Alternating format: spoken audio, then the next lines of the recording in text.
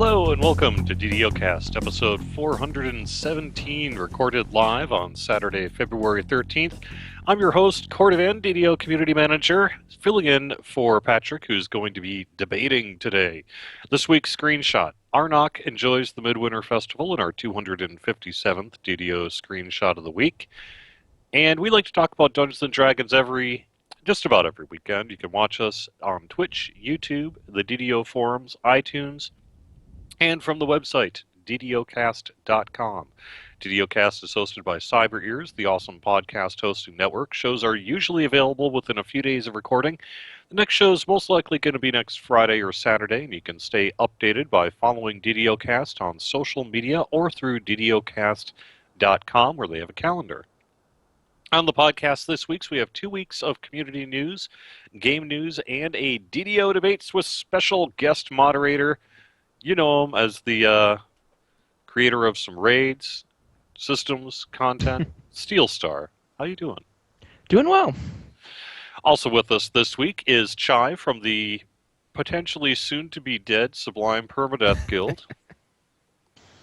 The soon-to-be-dead kill Lessa first because she's the one that made you do it, Permadeath Guild? Yeah, exactly. Basically, I might be doing some live world spawning for the anniversary. And I raised up in a chat recently, I was like, well, what happens if, permadeathers? I don't want to kill permadeathers. And she was like, oh, you could just kill us. It's fine. So there you go. It'll be interesting to see who pushes more. Lessa pushing the halflings in front, or everyone else pushing Lessa in front first. Yeah, absolutely. After they find out, it'll be the latter. Also, you heard that voice. That is Patrick, the current host of DDOcast. How you doing? Hey, thanks. And finally with us is Antha from Kyber, the guild Utopia. Hey everyone, thanks for having me back. Thanks for being here. All right, I am going to turn this over to you, Steelstar. All right. So for this debate, we're going to be talking about systems in general, with some specific focuses on feats, enhancements, and destinies. Because I am your guest moderator today, we'll have a bit of an artificer theme to things. So, why don't we dive right in? I want to go over the rules. Yes. Jerry didn't do the rules. I was supposed to do the rules? Yeah, do the rules. All right, so the DDO debate rules, each guest will be given an opportunity to give an opening statement in a rotating order. Their arguments should be creative, passionate, amusing, and factual, but should not be mean. Counterpoints are encouraged. Interruptions are allowed at Steelstar's discretion. If all guests choose to debate the same point, a troll will be chosen to argue a different point. The troll shall receive double the experience while trolling. Points will be arbitrarily awarded at the moderator's discretion and have absolutely no meaning, and the winner at the end gets absolutely nothing. All right, so why don't we dive right into the first question? The first question on the table is, if you were to redesign one existing feat, what feat would you redesign and why? Let's start with Antha. I would choose the epic spell focus, mainly because there's nothing too epic about +1 to spell DCs at epic levels. I think it should be something maybe like +2 or +3, although I think a +3 might be a little too high for legendary normal or legendary hard. Or, I'm sorry, epic hard or epic normal. I think DC casting should come back, and I play wizards, so I want to see them succeed. All right. Chai. I went with power attack. It's a staple at low levels that pretty much doesn't scale at all. Once it hits its +5, which is at 5 levels of +1 BAB class levels. So I think it should probably get some melee power as well. Maybe that part is debatable. I first thought maybe 1 every other level, but then I thought maybe sliding it back to 1 every 3 levels, so that when you're level 30, you get 10. That way it scales into epics and actually makes your character more powerful as your character progresses beyond the 5 levels or 5 base attack bonus class levels. It's already kind of a staple, but it has less meaning than than it does in lower levels than it does at higher levels. So power attack was my choice. I see. As part of the question, how would you change it specifically? I would add melee power. Melee power specifically. So All right. probably 1 every 3 levels is what I would go with. So when you're level 30, you're going to get 10 melee power out of that. But it wouldn't need to scale at lower levels because once you're like if you're playing a level 5 fighter, plus 5 damage is pretty good at level 5. But when you're in epics and you're hitting for like 175 points a hit, that plus 5 damage isn't doing that much for you. But that 10 melee power thrown on top of that at level 30, for instance, in addition to the other melee power that you have, would actually have a higher impact. I see. All right. So adding melee power to power attack. I had a Patrick? quick question on that, actually, Chai. So, my understanding on power attack, though, is yes, it adds 5 points of damage, but that's 5 points to the base damage. So things that would give you, like, your critical, if you're focused on crits, it actually ends up being more than 5 damage. If you're talking about like 5 average damage, then yes, it would end up being more than 5 average damage. If you're doing like a progression of 20 swings.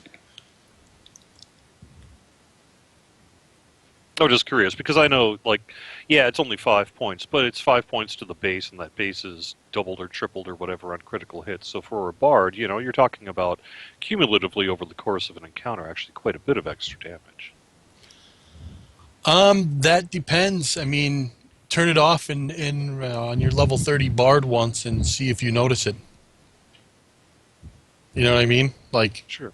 The reason why people take it now and keep it while in epics is probably more having to do with being able to take cleave and great cleave than it is to actually have that 5 points of damage added in. That Cool. makes sense. All right. I just wanted to delve a little deeper into that. Thanks. Sure. So let's get to Patrick's. So I chose improved fortification, which is probably one that a lot of players over time have cried for some sort of a change or even just getting rid of it. The reason being is what the feat does is it gives it's a Warforged only feat, and it gives them 100% fortification, or it says it makes them immune to critical hits and sneak attacks. I'm not sure if that. I assume it's a percentage increase, and that in today's world that they could still get crit and sneak attack by things that bypass such. But the big thing about what it does is it makes you immune to healing spells and abilities. So all of those nice friendly divines that you are running with can't heal you after you take this feat. And in today's environment, especially given the wide availability of fortification boosts, especially in the Warforged enhancement tree, removing all of your healing ability or your ability to be healed by others besides repairing for some extra fortification is not so helpful, and it's kind of a trap. And way back in the day when I was first starting to play DDO, my first character was a Warforged, and I saw this and said, hey, that's fantastic. Extra fortification. Granted, this was in a day that you couldn't really find more than moderate fortification in the tables anyways, because this was level cap of 10.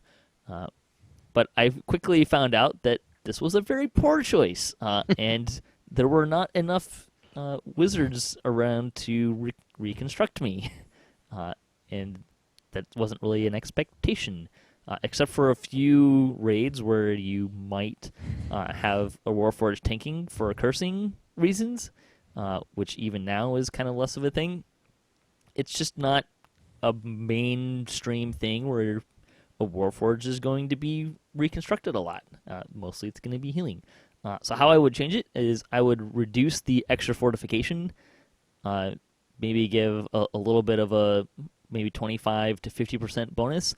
I'd give it some repair amplification so that there is a benefit to using this feat for the purposes of having that Warforged themed party. If you so choose, you can get more out of getting repaired. And then I take away the healing penalty altogether. Maybe have like a -10 healing amplification, but I think I'd rather actually see it get a little bit of a boost to healing amplification, maybe 10 to 20 extra healing amplification, more repair amplification, like 30 to 40 or something like that. And that way, there's not a drawback to taking the feat. It makes your character better, not worse. All right. And I think I'm Antha still needs to say how he would change his feat. I believe he did, Or unless I he guess wants did to add say 2 to anything 3, additional. right? Yeah. Did say 2 to 3. All right. I'm going to ask a few quick follow-up questions, if that's all right. Antha, so you had said with Epic Spell Focus that you would like to increase it to 2 or possibly 3 on the very top end. With the availability of other other sources of spell DCs in Epic these days, is that feat important enough to the overall sphere of Epic where having that increase would be important as opposed to putting that increase elsewhere? I'd have to say no. It all depends on the build, really. If someone was going straight like a Finger of Death caster, then I would say they'd pick that up. All right. All right. Let's see. Patrick, follow-up question. So one of your main issues with improved fortification is the straight immunity to healing you end up taking. But in the current environment where repair spells and especially reconstruct with Blade Forged and things like that are readily available, is it that impactful that they can't be healed by normal means? Self-healing is, even in the repair sector, is a lot more available than it used to be. Yes, because just as a microcosm example, take raiding. If you're designing a raid party where you're actually really taking the time to think about, okay, I want a tank and I need some healing and stuff, if you've got this character in your party that can only be healed by repair spells and he can't take on,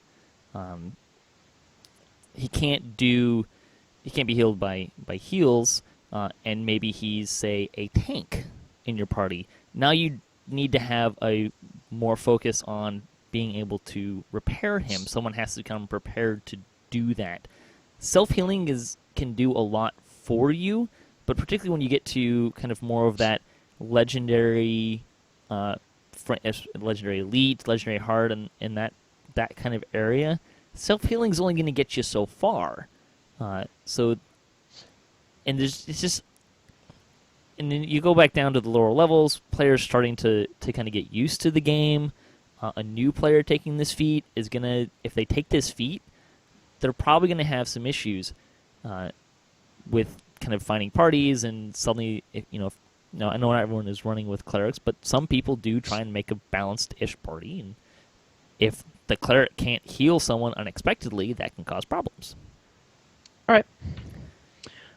For Chai, concerning power attack. Power attack is already fairly well regarded, especially among melees, as a must-have feat. Do you think that adding additional power to that feat exacerbates that, or only makes it... I guess, is the improvement worth making it more of a must-have than it already is? I think it's more of a must-have at lower level, and because it qualifies you for Cleave and Great Cleave, which can be a benefit in the Dreadnought Destiny later on.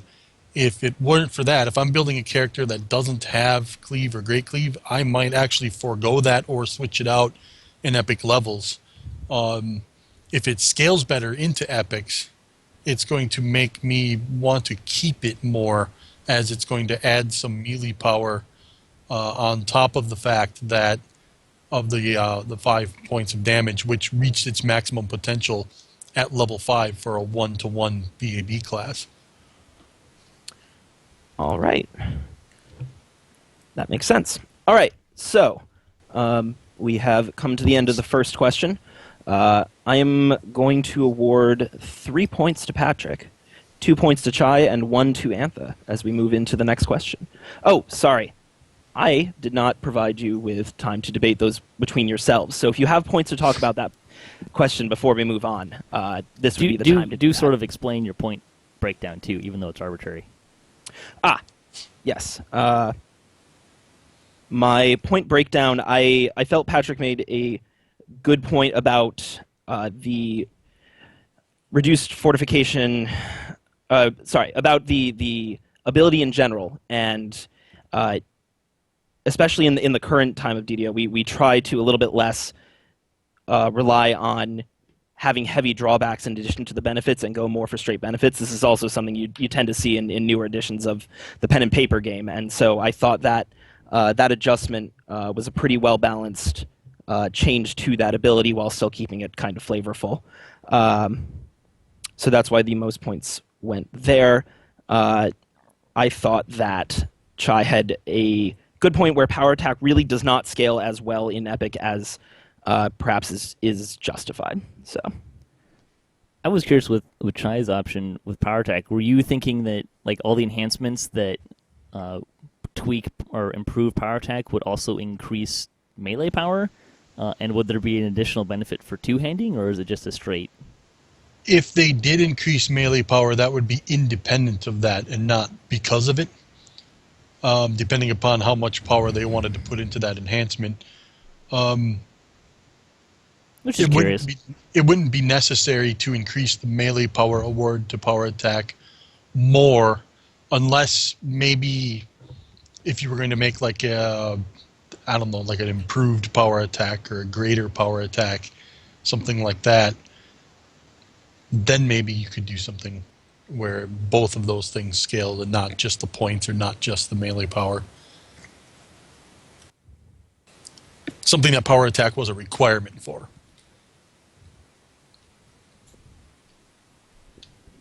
I don't know if that answers your question or not. Yeah, I'm just curious.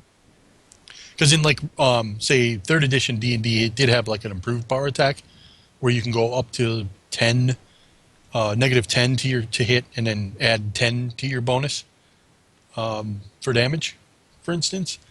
And then I think later on there might have even been an epic power attack, if I remember correctly, where you could pretty much just arbitrarily pick a number between 1 and 20, and it kind of worked like a defender weapon where you could say, okay, I'm going to use 10 points of power attack this time and only lower my hit by 10.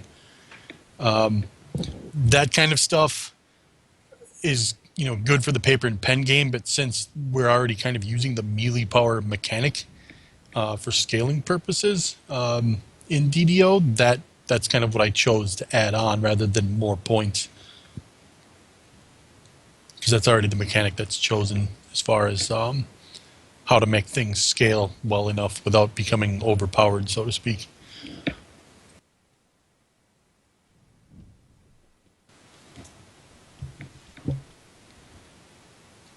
Cool. all right. I was going to say, I personally, this isn't one feat, this is a whole bunch of feats, but if I could snap my fingers and change things, I'd probably adjust all the skill and save bonus feats. Yeah, that's a fair place to go. All right. Well, let's move on to the next question if everyone is ready. The next question, less of a pure question and more of a mental challenge, if you will, which is to pitch an artificer enhancement revamp. This would be similar to some of the other class revamps we have done in the past, where enhancement trees are significantly restructured. And in your response, we would like you to talk about what you would do for a 3rd artificer tree. And we will be starting with Chai. Okay. First thing I'm going to do is remove the movement penalty for being able to hold a charge for your artificer rune arm. That kind of became an addition to the opportunity cost of time. And in my opinion, if somebody's managing their time properly, if they're remembering to keep their rune arm charged, and they're doing it while they're running, that should be fine. If I'm keeping my rune arm charged and I'm running toward monsters and I'm the last guy there, I'm probably killing nothing with that shot that I have anyway. So it doesn't matter how much more damage or less damage I'm going to be able to do because I kept my rune arm charged. The second thing I'm going to do is add lines for melee and ranged separately, as well as rune arm separately. So right now, you kind of have melee jammed in there with crossbow, where you can add points of damage, but you have to choose hand and a half or crossbow, and then you can go rune arm in one of the different trees. That's all going to be probably in the same tree. That way, spending points in that, you can determine if I want 1, 2, or all 3, and then that's going to impact how many points I get to spend in one of the other trees.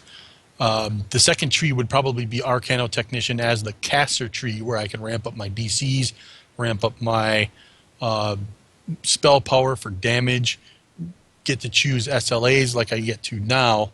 And then my third tree is probably going to be a pet tree and survivability. I get to add PRR, maybe add MRR.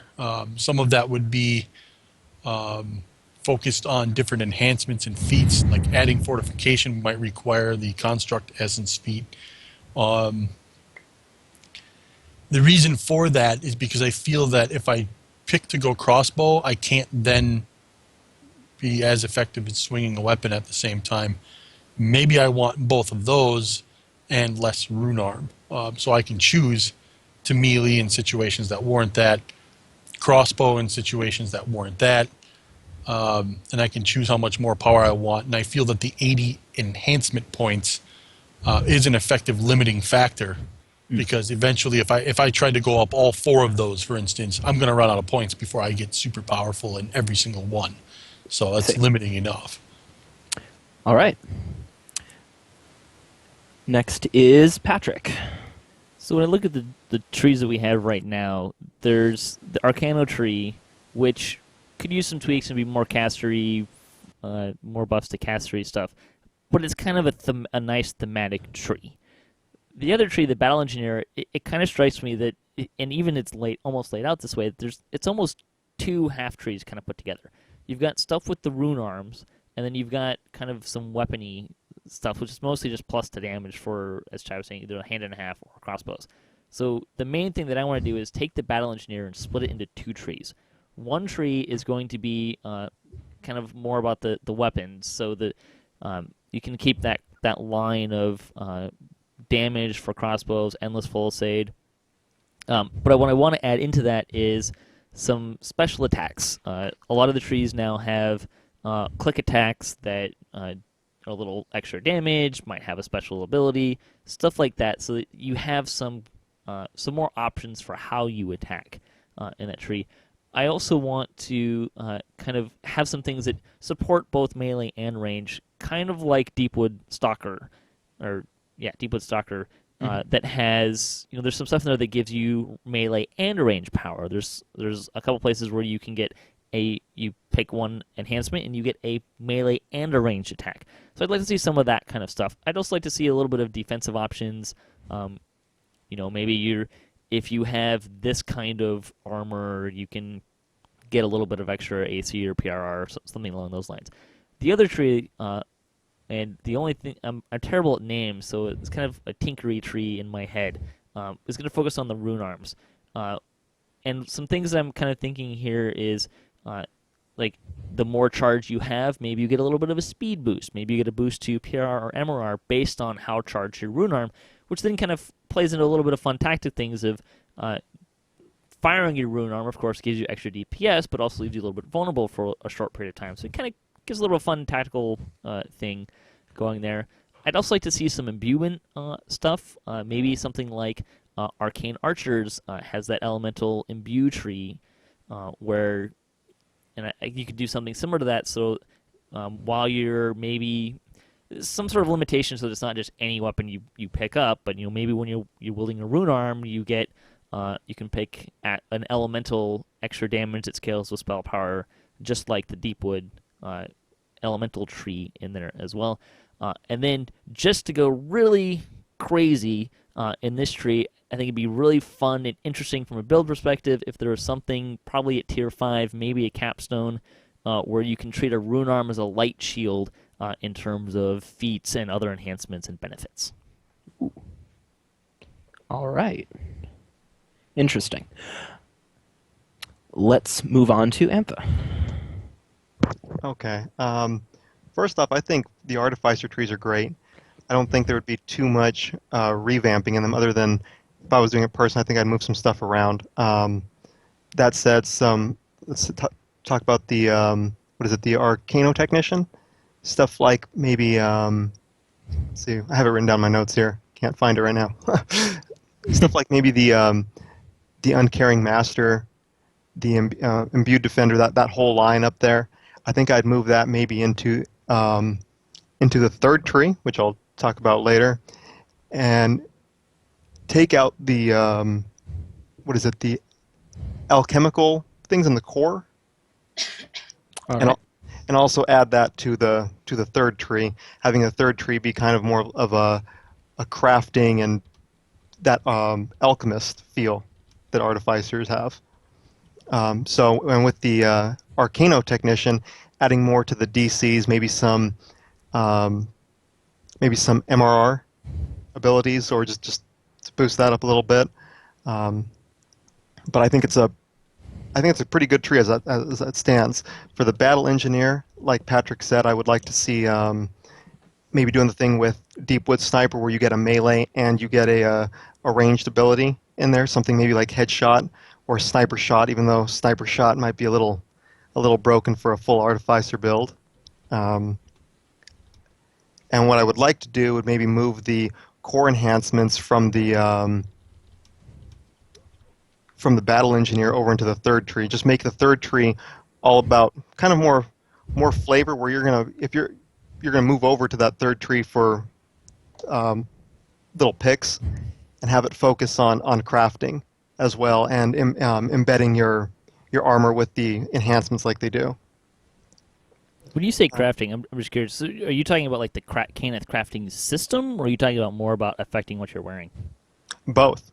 Okay. I think it would be cool to add, like for example, maybe with the third tree, have along with the core enhancements, maybe give like 1% per core for a success booster.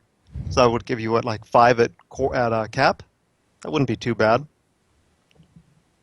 So along with that, maybe adding stuff like the what is it? I think Rogue has the like ooze flask, and they have a few other like alchemical abilities. I think it would be really cool to add something like that in there, give it more flavor. Interesting. All right.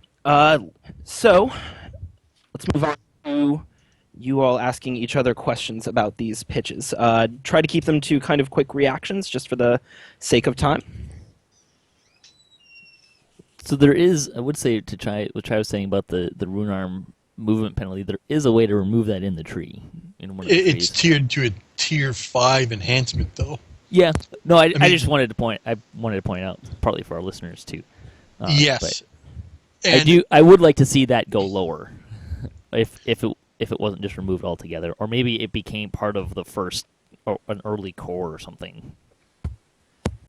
Yeah, you can, like with a bard or a rogue, you get that pretty early, right? Or monk Right. gets that as they progress. Well, even the defender trees get the So what, 20%? The defender trees Positive? get a plus 10% when they're in their stance. Because it Yep. used to be minus. It used to just remove the penalty, but then they took the penalty away and gave you a movement boost at like tier 4. Right. Yeah, I think that needing to tether it to a tier 5 is probably a bit much.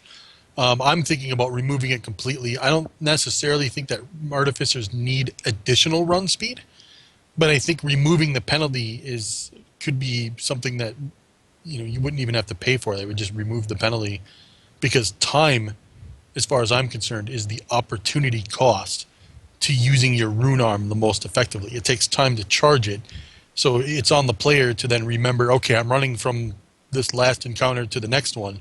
I have to hit my rune arm button to charge that. If I didn't, now I'm running in there blasting my crossbow or swinging my weapon, but my rune arm isn't charged.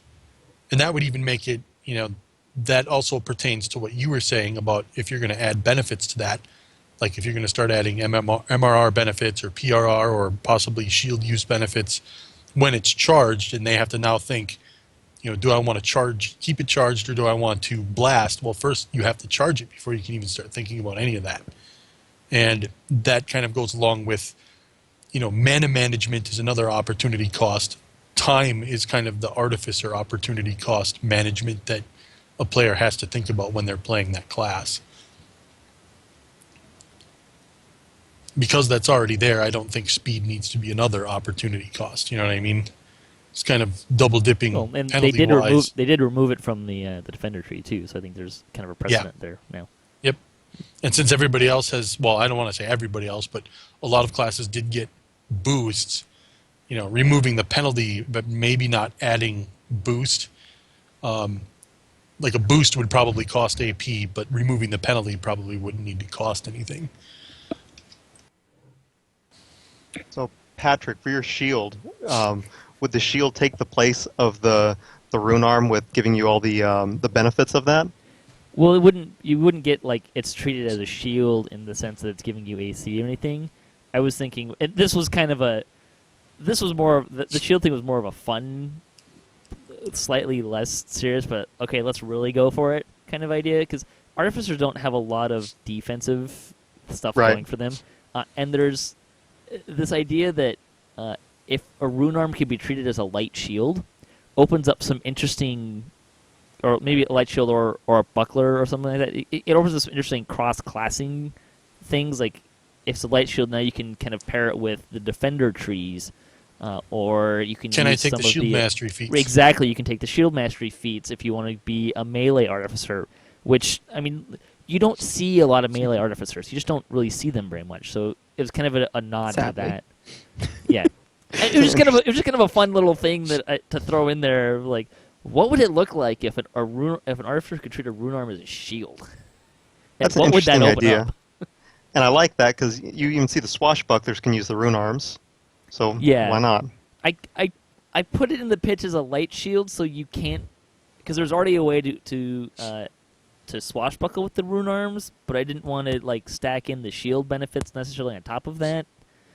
So I made it a light shield instead of a buckler. Also, a light shield has a little more benefits in terms of defensive and some of those combat feats. But I forgot to add. What I would like to add to one of my trees would be an option for blunt ammunition. I think that's kind of needed. All right. Any further thoughts for each other before we move on? Someone needs to put rune arms on their artificer dog so that you can have a dog with cannons. Oh God. That is something we've joked about internally a couple of times, of just strapping as many rune arms to your dog as you can. Laser wolf homunculus. Yes. turret wolf. All right. So wrapping up this question, pitching an artificer-based destiny, I neglected to mention at the start of the question that this one came to us by way of Fenwick from Kyber. So thank you for that question. That's the destiny one. Oh, sorry. I'm getting ahead of myself. Wow. Okay. Spoilers. It's hard, isn't it? Yes, it is hard. All right. So, let's... Points. Did you award the points? Yes, I did.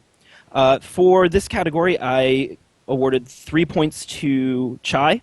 I actually really liked the idea of the third tree being more pet and defense focused and moving some of the pet stuff out toward that.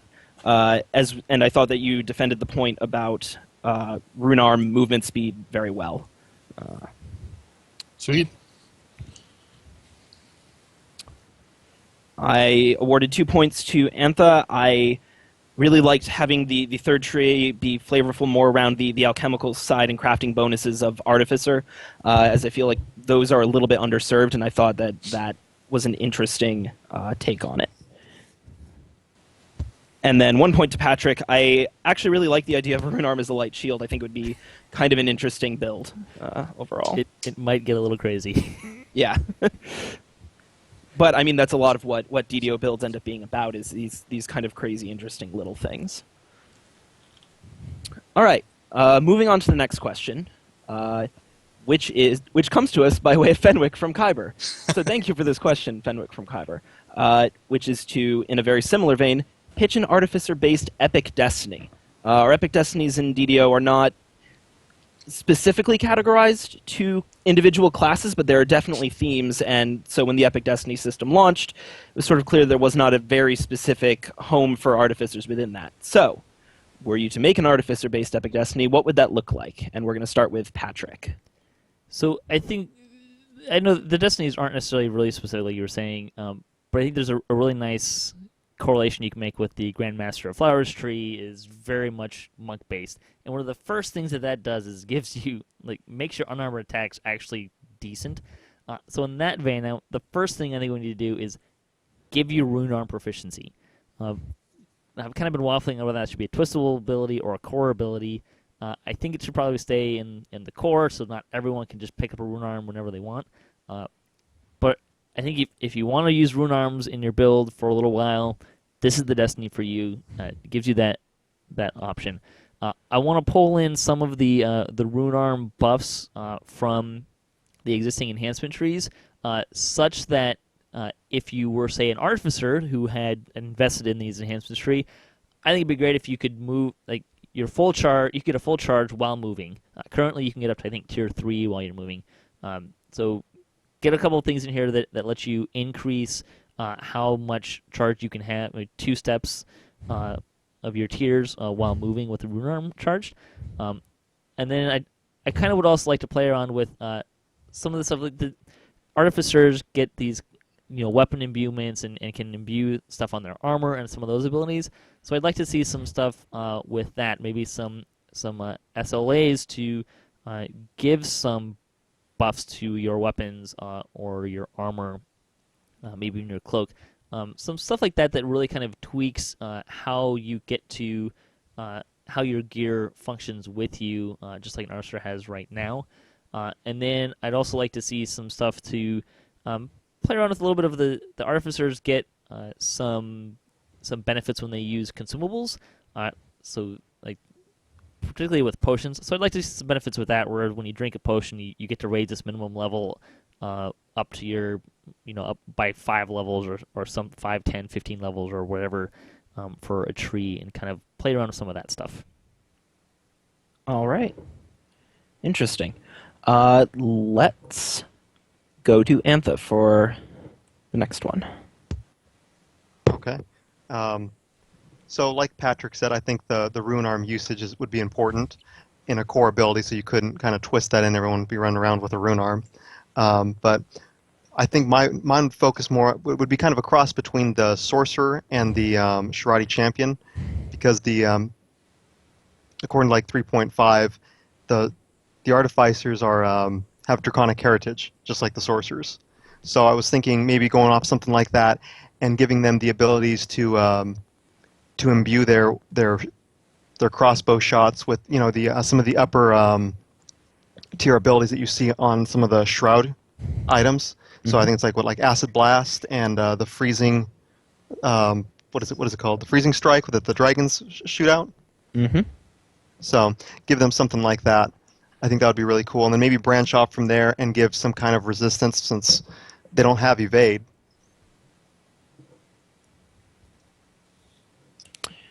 Right. Interesting. Yeah. All right. So let's move on to Chai's view of an Artificer Destiny. Since the Artificer class is kind of an amalgamation between technology and magic, and we pretty much have magic in almost every Destiny, not quite, but most of them do, I would focus a little bit on technology. Some of it would have magical effects. I do think rune arm use, and I know I'm the third person to say this in a debate with 3 people, is important. I would restrict it to a core to make sure that you'd have to be in this Destiny to be able to do it. Each core would limit your tier charge, so you'd get more powerful as you advanced in cores. So when you're at the last core, you have the best rune arm ability. One line going straight up would probably be grenades, things that you can throw and cause effects. Probably elemental, so that it's damage based. The next one is probably going to be spell traps, because we don't really have the ability to craft those nifty little drow looking floaty traps as of yet. So I'm going to put that in the Artificer Destiny, and it, the one that hovers there and waits for somebody to enter its radius, and then hits them with like a slow plus poison or negative damage or negative level or something like that. They also hold you. Yep, there's different effects, and those would increase as you get higher up in the Destiny as well. I think some traps would be important, as those are like craftable objects.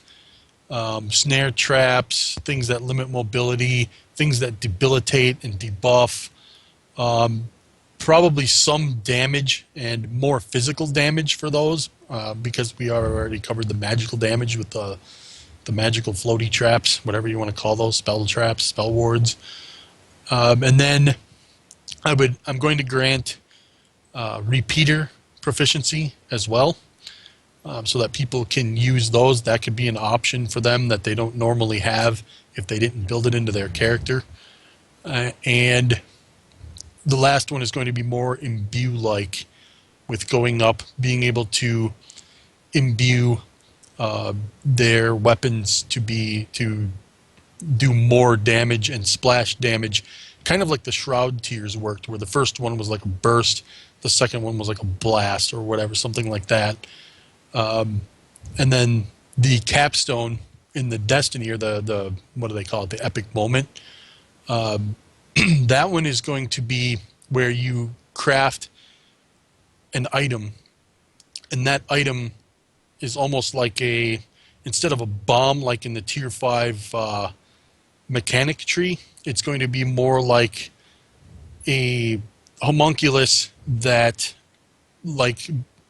creature that has like level 30 or level 28 or something like that epic hireling ability that allows, kind of like having a sixth or seventh member in your group. It's going to be fairly powerful. It's not going to be like a regular hireling that would get destroyed if it tried to tank something. It would do a decent amount of damage. It would have a decent level of DCs as far as like tripping and stuff like that. It would give people the ability to have a pet while being in a Destiny that allows for it, but at the same time also not be twistable because it's super high level in that Destiny. And it could be something you could send after somebody to tank for you. It could be something that if you're the tank, like if you're playing a tank style fighter or something like that, it could get behind a foe and do some more damage for you, and things of that nature. All right. Interesting. Those are some really good answers. Let's open up the floor if you guys want to ask each other about your responses.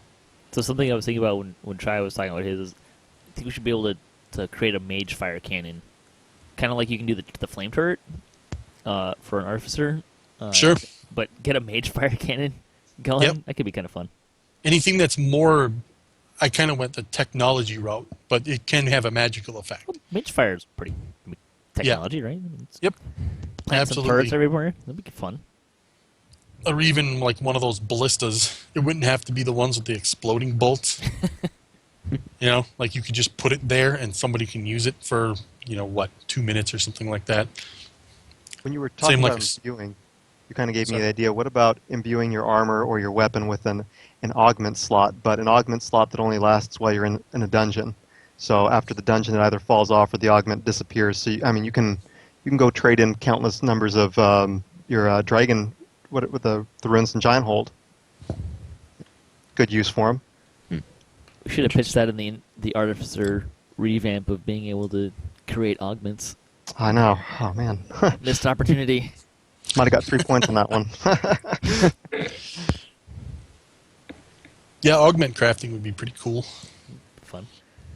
I think with an artificer-based destinies, you got to make sure that it works for lots of different groups of folks. Yeah. I think doing stuff with weapons that scales with spell power is great. Also having things that increase your the plus to the weapon, which also would increase implement bonus for casters. Like maybe some stuff where you get plus to DCs while you have a rune arm charged. Could be an interesting twist on helping some of the casting based. I think you get the spell. I mean, it's kind of borrowing a lot from the artificer current trees too, but they use some things that if you have a rune arm charged, you get some spell power or stuff like that. What about adding some I do kind think of... like the big idea for me is this tree. If you're already an artificer and you have invested in particularly rune arms, when you're in this tree, you should be the badass of rune arms. Is kind of what I envision this. Like you should be able to charge it all the way up and run around and get some nice boosts to using it. It charges faster. You can hold a bigger charge and move around and really go nuts with the rune arm. If you have both, not if you just go into this Destiny, it should push you on par with a mid-level artificer for rune arms. But rune arm or artificer plus this Destiny, I want rune arms craziness. See, I kind of. It would be Sorry, cool go to ahead. see some like first tier repair healing, since I haven't seen that before. True. Check. You know, how, True. sorry, go ahead. I kind of feel that you can kind of make a case for, instead of adding power by making me more powerful at something that I'm already powerful at, add power by giving me something I don't already have. So another class that has nothing to do with Artificer that jumps into here, they can now lay down traps that slow mobs for like 20 seconds. So if I'm like a ranger, maybe that's something that I want, so I can bait a whole bunch of things into that, and now they can't follow me while I'm kiting them in a straight line. Maybe I want to bait them through damage traps, or set up a damage trap and then pull a bunch of things if I'm the tank, and all of that damage that hits them then kind of softens them up, so it makes it easier for me to kill them, so to speak. So I'm kind of trying to like create reasons why other people would want to jump in here as well. Rune arms. Other than And trying to argue about, well, this thing sucks unless you're this class, which I've seen arguments of that, especially with like. And I don't want that. I just like the idea of Right. you bring in, if you're an artificer who's invested in rune arms and you go in this tree, you should really be good with rune arms. Yeah, totally. all right. Yep. These are all really good points. I am actually going to award everybody 3 points for this one. I liked all 3 proposals here for different reasons. I actually think they were a relatively well-balanced kind of set here. Patrick's sort of focused more on the kind of artificers as casters and people coming into that wouldn't necessarily be already able to do that kind of thing. Antha's was a little bit more focused on the offense and defense from a non-magical point, and Chai's I thought was really interesting for being a kind of Destiny that isn't already there. So yes, I liked all of them, and I'm going to give 3 points to each of you. Chai's plays really well with rogues. We need like we need a trap power ability, so when you do traps, it scales like spell power, but with traps. That would be interesting. You could have that Or you can be scale with spell power. dependent on what the trap does too. Yeah. True. All right, we are going to move on to the next question. The next few are a little bit less grand in scale. In this particular case, we would like to know what you think the best class to play pure is. No multiclassing, just 20 levels plus epic of your chosen class. And we're going to start with Antha. I'm going to say wizard, or any kind of DC caster. Just from the standpoint, you need all those levels so you can get a higher DC. All right. Chai? I'm going to go with Bard. The reasoning behind that is the capstones for each one of the trees that they already get. If I take 19 levels of Bard and 1 level of something else or more than that, I'm kind of penalizing myself away from being able to get a heal spell and Wail of the Banshee if I'm a spell singer, and I would take away the ability to get evasion. And the only way to add evasion onto a bard really is, other than an Epic Destiny, would be the 2 levels of rogue because they can't go monk. So as a swashbuckler peer, I get that evasion. And as a war chanter peer, I can add something to one of my songs. So the big 2 are probably the spell singer, getting heal and Wail of the Banshee, and also another tick on a DC, and then the swashbuckler getting evasion, which is a huge ability to add for a capstone. See. All right, Patrick? See, I'm going with Rogue. And similar to Chai, I was looking at some of the capstones. The Rogue capstones are all really good for what you're going in. The Assassin gives you more Assassinate DC. It gives you sneak attack damage, and that stuff. The Acrobat one is really nice if you're going to commit to staves and quarterstaffs. Really helps you in survivability. Lots of nice bonuses for going all the way up to 20. And then again, the mechanic one. Again, it's more sneak attack damage. Really increases your ability to use those the stuff you're already committing to with repeaters or great crossbows or any kind of crossbow you're using. The other thing on top of that with rogues is every 2 levels you get more and more sneak attack damage. It's also that just adds up a lot really fast. I can't remember the total number of sneak attack that you get just by taking your rogue levels. But if you really keep going up, all the rogues can really benefit from that. There's also, you're talking about a rogue skill points. I know you get a lot of skill points. You probably have more than you need, but your trap finding abilities, particularly when we're starting into kind of the cusp of getting into legendary, those legendary elite traps are really tough to get. So really having as much as you can get in that, and still have some skills to do, maybe be sneaking around or get that UMD going, or there's a lot of different things that you can use with those skill points, and you can get a lot of them in that way. All right, let's open the floor up. I'll say, Patrick, you brought up a good point, especially for people who are just starting out. 28-point build rogues should definitely be a full rogue. The thing with the rogue is it's not just. It kind of combines both of yours and then adds a little more, right? Like you've got the DC if you're going for assassinate. It's got really nice capstones that you want if you're going those route and really selling into those builds.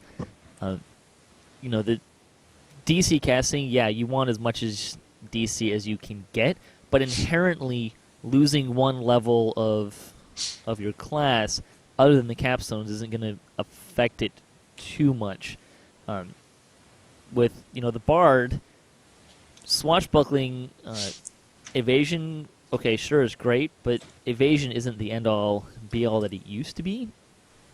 And I think if you can get a lot more bang for your buck if you want to be that melee swashbuckly to grab a buckler and maybe splash in some fighter level and get a defender stance or something like that. And Wail of the Banshee is not very effective for a bard.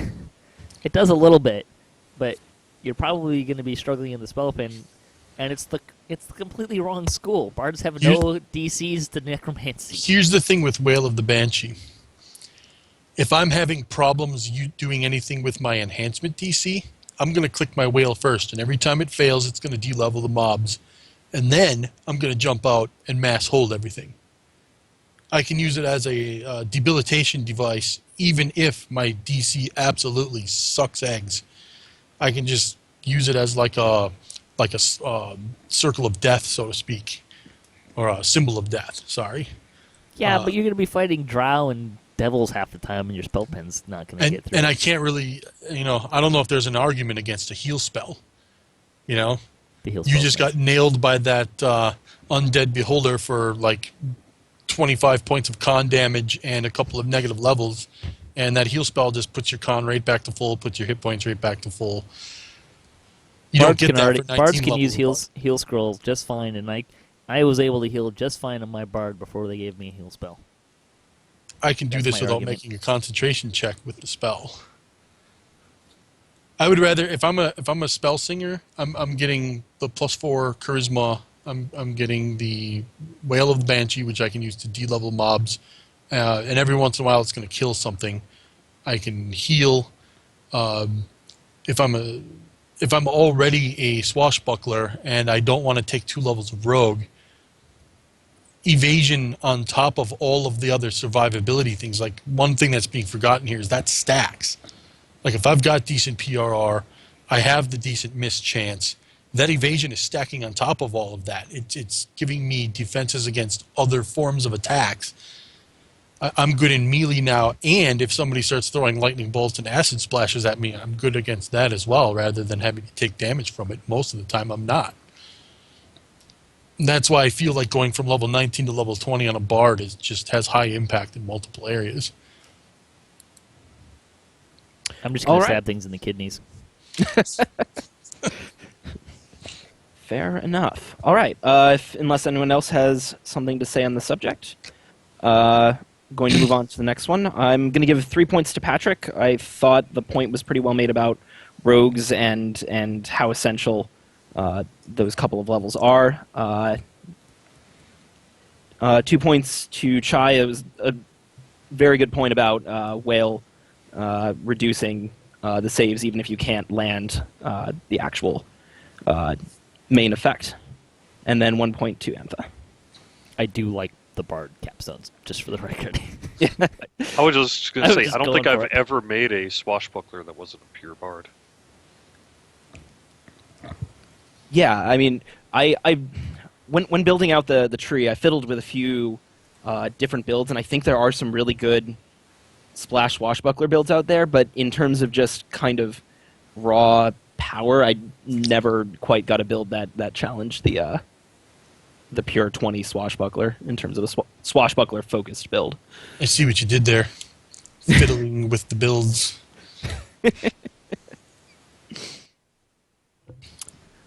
All right, let's move on to the next question. This one comes to us by way of Halfield from Kyber, so thanks for the question. And it's sort of the opposite of the previous one. It is, what is the best class to splash into a multi-class build? And let's start with Chai. This is where I said rogue. Especially taking your first level as a rogue, you get a lot of class skills that you wouldn't normally get. So, regardless of what other 2 classes or 1 class you're going to take, you're adding the dimension to your class that you can now find and remove traps. A second level of rogue would give you evasion, but that first one is super important. You can get much easier UMD for use of items and use of scrolls and other healing abilities well before you would normally be able to, where you'd have to crawl into epics to be able to get no fail on those. It does give you a little bit of a bonus to damage for sneak attacks and things of that nature. But the main reason is because of cross-class skills and opening up trapping. Makes sense. Patrick? I'm going with fighter. And the reason why I like fighter is, 1, it has no alignment restrictions. 2, it gives 3 levels of fighter, gets you the defender stance, which gives you a nice PRR boost. If you are using a shield or have medium or heavy armor, you can get up to, plus 15, 20% hit points. You can increase your strength or constitution a little bit. You also get 3 feats. So you get your 2 bonus feats at fighter level 1 and fighter level 2. You also get tower shields for free, which, if you want to use those tower shields, it's a free bonus thing that a lot of people kind of forget about a little bit. That it's the only class that you get tower shields boosted for free. So it's a nice set of 3 feats. It's also worth mentioning that they're all 3 levels of fighter are +1 base attack bonus, which can help kind of get you over that hump. Maybe you're trying to get improved critical. at that next level 9 or 12 where you're getting your normal feats, and you just need that little extra base attack bonus so you can get that feat into your feat progression at the right spot, so you don't have to take it later and lose out on something later. All right. And Antha? I'll go with the artificer. And like Chai said, the same with rogue. I think it's important you start out as your first level as an artificer, so you can spread out all your points. But you get UMD as a class skill. You get the search and disable traps. You get the rune arm proficiency at, I believe, level 2. Mm-hmm. So you can add that to your, if you're a melee fighter, you can add that to your swings, or you can add it to your crossbow. All right. Let's open the floor up. For the sake of time, try to kind of keep points in brief if you can. So the one thing with rogue is it naturally limits your build in the sense of you're restricting yourself to light armor if you want to use that evasion, compared to fighter, which you can make the argument that it limits you to use medium or heavy or a shield to get the upper bonuses of the stance, but that's not true of the lower ones, and it's a choice that you can, if you do that, then you get that extra bonus, whereas the rogue really, it shoehorns you in because you're probably taking it for evasion, so you have to go to the light armor. I would say evasion is probably the third thing you're taking it for. The first one you're taking it for is your cross-class skills. If you want to be able to UMD heal scrolls in heroics and hit that magic number 40 so that it's no fail, it's either going to be rogue, bard, nowadays warlock, or artificer, which is another powerful one. The rogue opens the trap dimension up, especially if you're a newer player and you don't have the metagaming feat, the improved metagaming feat, and the greater metagaming feat as a player. You can then spot and disable traps where, somebody that's been playing for eons and has run quests over and over and over again, you know exactly where to jump and where to duck and stuff to avoid traps. Which path to run when the trap's on one side and not the other, etc. But Rogue will help you be able to disarm all that, and it also gets you into optionals. Like you want to run Delaris Part 2 and you want to get through that locked door, you need to be able to pick that lock. Stuff like that. Evasion's probably, in my opinion, the third one on that. And that is where the pigeonholing of the build begins. But if you don't care about that, you can even take one level of rogue and still get the first top 2 benefits without having to worry about the third. If you're going with the skills, though, you shoehorn with both artificer and rogue, you shoehorn yourself into taking that level first, because you're going to get so many more skill points taking those levels first and getting the ×4 multiplier for starting out. So you almost have to take the levels first. With fighter, you can take them whenever you want to fit into those builds, and you get a little more freedom, and you take it when you need you're ready to take that bonus feat and really get the best use out of that feat. Yeah, but where what you're talking about shoehorning, then in order to get that defender stance, the feat benefits aren't really arguable as far as I'm concerned, but the defender stance is, because you either have to be in medium armor or you have to be wearing a shield. Only if you want the hit point boost or the stat boost. The other stuff you don't need to have any of that. Yeah. The PRR is there's no armor restriction whatsoever. But then at that point, you can argue cross-classing into Paladin for the lay on hands. Yeah, but there's an alignment restriction. You have to be lawful good if you're going to be Paladin. That is true. Yes. All right. Going to move along then. I decided to give 3 points to Antha in this case. I felt a lot of the arguments made for the benefits of rogues also applied to artificers, but without some of the downsides that were discussed. Write that down. 2 points for Chai. I do think that the rogue points were fairly well made. And 1 point for Patrick. And we are going to move into our final question. The last question we have up for this debate is what is the best twistable epic destiny ability? When asked this question, everyone here picked Cocoon, which is sort of to be expected, I suppose. But after noticing that, we decided to ask, other than Cocoon, what is the best twistable epic destiny ability? And we're going to start with Patrick. Sense weakness. It's a little bit higher on the tree. It's tier 4, so you gotta invest into it. But it's 3 to 40 extra damage per hit. The damage depends a little bit on how many hit points something's got left. When you're talking about going in up against some big bosses, some inflated hit points in epic content and raids, that damage adds up in a hurry. All right. Antha? Healing Springs, since we can't choose Cocoon. No, Healing Springs, you can get a downed party member if you need to. It also works great for the oh crap moments when you're getting beat down and you need a quick relief. You can always use extra healing. Truth. And Chai? I chose Pin.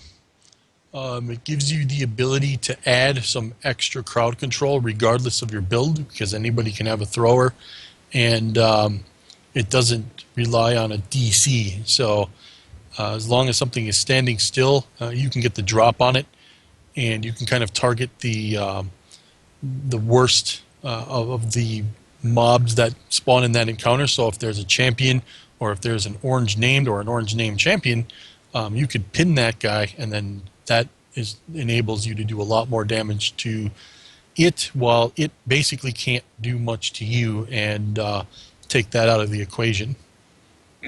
Interesting. All right, let's open up the floor. I'd say that my reaction to both of your guys' choices is you picked subpar versions of what you could have picked with the same thing in mind. With Healing Spring, you could have picked the aura, the Consecrate Ground out of Divine Crusader, which How gives many you twists healing. do you need for that? Well, the healing part, you only need one. Okay, but then Or- you have to be in a but- Destiny to use it, or you have to twist the Consecrate in order to use it. Right. Well, you got to twist everything. We're all talking about, but for the healing part, you just need the first tier, right? Yeah, so it's you first tier. you drop it down. Whereas Healing Spring, you have a limited number of uses. The Consecrate Ground, you can use as long as you have spell points. With Pin, my objection with Pin is I like the Whistler better, because things are generally, in my experience, moving as opposed to standing still, which Pin, you have to hit them when they're standing still. Auto's Whistler, you can hit them when they're moving. It depends on how you play. I mean, if you play like at a faster pace, sure. If you play where you're going to walk in, see what you have to face before you face it, then you can kind of pick and choose and get the drop on it before it can do anything to you.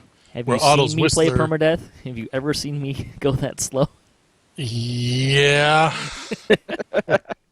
Maybe that's why we're on, live 5? Finding traps with your face. I have the Hi, facial Patrick. trap finding feat. What?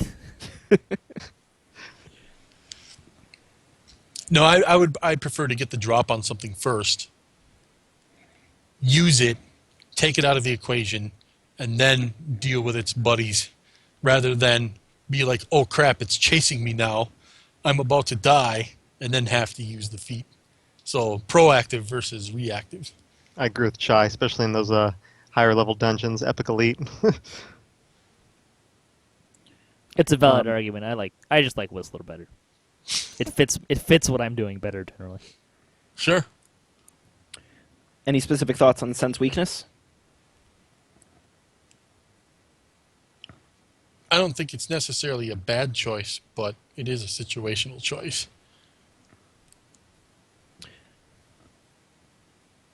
Say it wouldn't be my top 3. Interesting. I was a little surprised nobody picked Burst. Mm. Energy Burst should get a shout out. Yeah, that one is also situational. I don't think it would necessarily be a horrible choice either. You kind of want to build for it to be more effective, though, where I think Pin, you don't really even need to build for it at all. You know, you just throw a thrower, and the only time you're not going to crowd control is either when it's moving or when you whiffed. I look at my characters, and the three most common things I've got twisted are Burst, Sense Weakness, and Cocoon. Not necessarily in that order.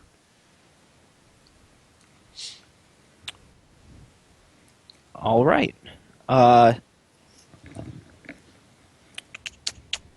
This is a tough one. I think I am going to end up giving 3 points to Chai for that one. I was unsure about your choice of pin, but I think you defended it fairly well. It is a decent form of crowd control, and I'm going to give 2 points to Patrick for Sense Weakness. It's one of my personal favorites. I think it is a little undervalued, personally, but solid choice. And 1 point to Antha for Healing Spring. I'm pretty sure we could give Chai a stick and a dinner plate, and he'd be able to defend just about anything.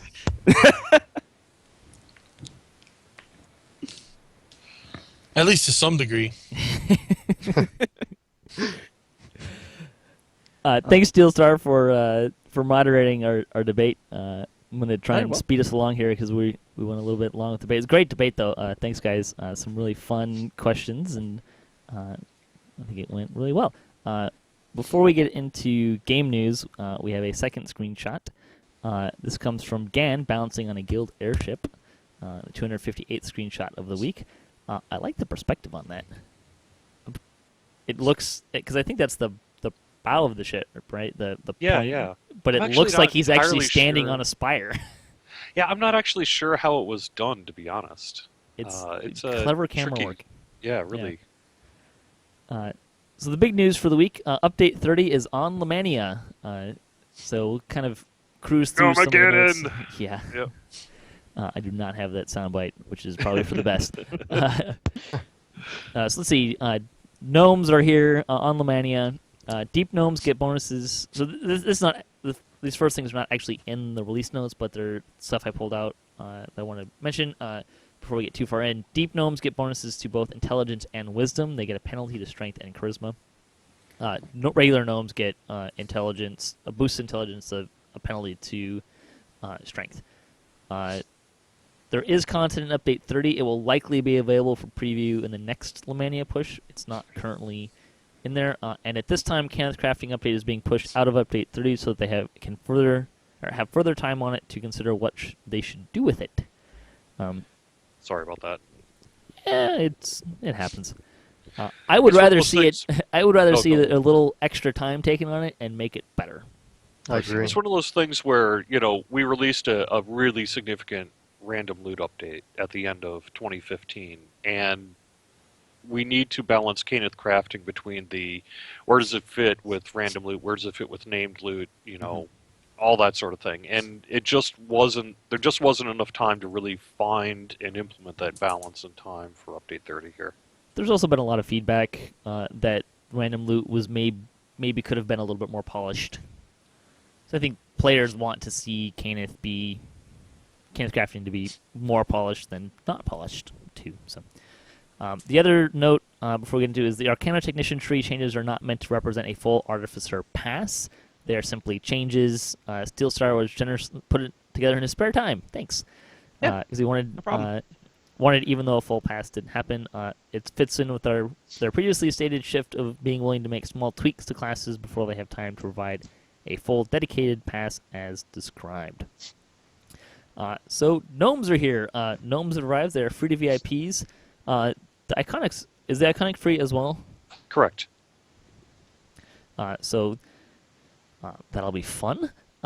Gnomes are sharp-worded race that excel in a variety of roles, including arcane spellcasters. They start with a +2 bonus to intelligence, -2 to strength. The Deep Gnome Iconic is a wizard with some special racial abilities and unique illusion spells.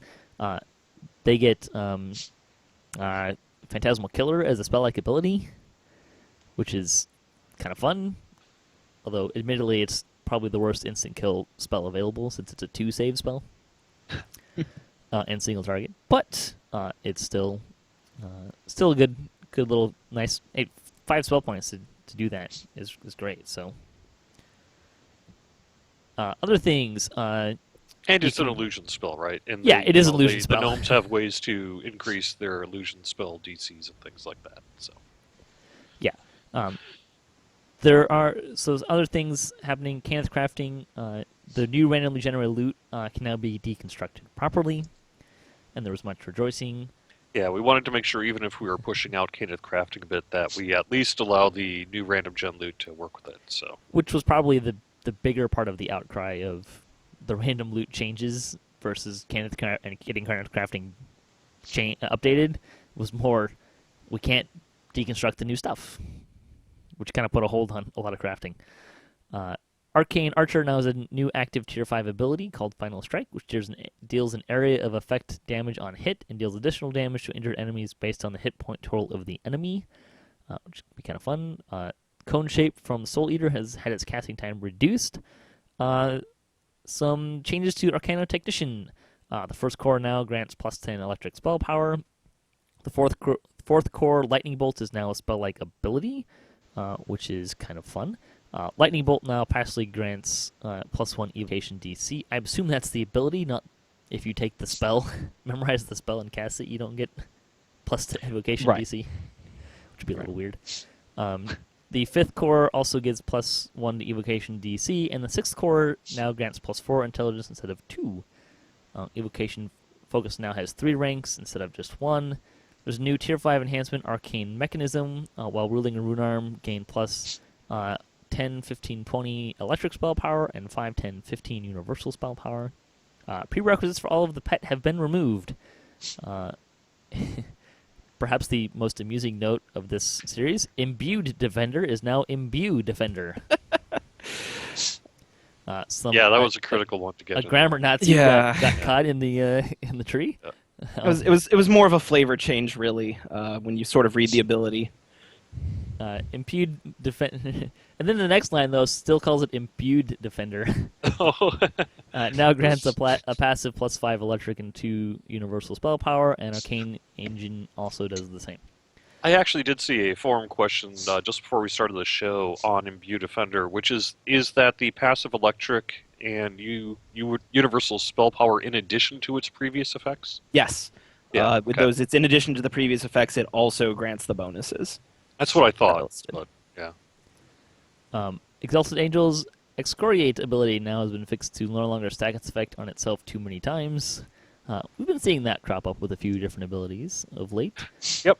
So we put in basically a kind of a monitoring thing in update 29 that allows us to catch this stuff more easily when like an ability is stacking upon itself over and over and over again, causing lag. And because of that ability, we've been able to target now. This will be the third or fourth one that we've been able to find and squash. So. Yep. Continue the right. squashing. It's similar to the riposte thing we saw a few updates back and things like that. This new tracking lets us track those down a lot easier. The proper potions of mnemonic enhancement will now appear in various loot tables, and there was much rejoicing. The maximum possible bonus loot level to a chest has been lifted. The magma fiendling creature companion certificate is no longer bound to account, is now unbound. I assume that means it will reappear in the store. Correct. When this goes live. The vacuum benefit of legendary green steel no longer applies vulnerable to allies. Aww. It was amusing to get healed by someone with vacuum. Here's some healing, now take more damage. The spooky bonus type, primarily found in Night Revels items, has had its name changed to Festive to support the bonus being used in non-scary things. A hint of things to come, perhaps. The blank Ender Ward should no longer appear in Three Brother Cove and several other areas, and broccoli juice and bacon have been added to the taverns. Yay! It took us a while, but we now have broccoli and bacon in-game in a consumable item. See, Orchard of the Macabre, the Ghost of Perdition, the Weef Brothers now have high health on Epic Elite difficulty. Ah, darn. Hey, you had plenty of time to take advantage of that one. It's true. Yeah. It was kind of fun, though, to send one person down, which was usually myself, to kill the second one and see if I could actually stay alive long enough for the rest of the party to catch up, which usually was no. See, the Hound of Zoriat, the puppies are now less likely to turn around in unwanted situations. Lightning Bolt is now a standard artificer spell. My favorite release note ever, party member voice volume can now be adjusted individually on a slider when in party. Yeah. Mother know. of God.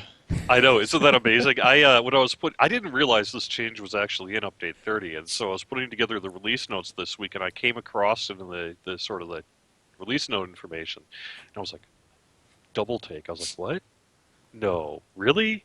No, is this a thing? Is this really happening? So And how does someone yeah. do that? Well, it was actually a change that one of the engineers from Lord of the Rings Online made for their party thing, and we were able to get it into DDO as well. And so what it basically does is I'm not sure technically how they managed to work with it through the GameSpy sort of audio engine, but somehow they managed to get it so that when you're in a party, you'll see an extra little line, kind of like a little um, sort of little colored line there, and you can just sort of slide it.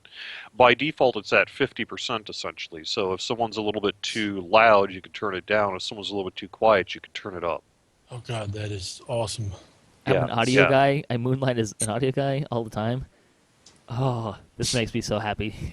It's one of the it reasons is why amazing. Vent was so popular. Yeah. Right, the right, Trillo. yeah.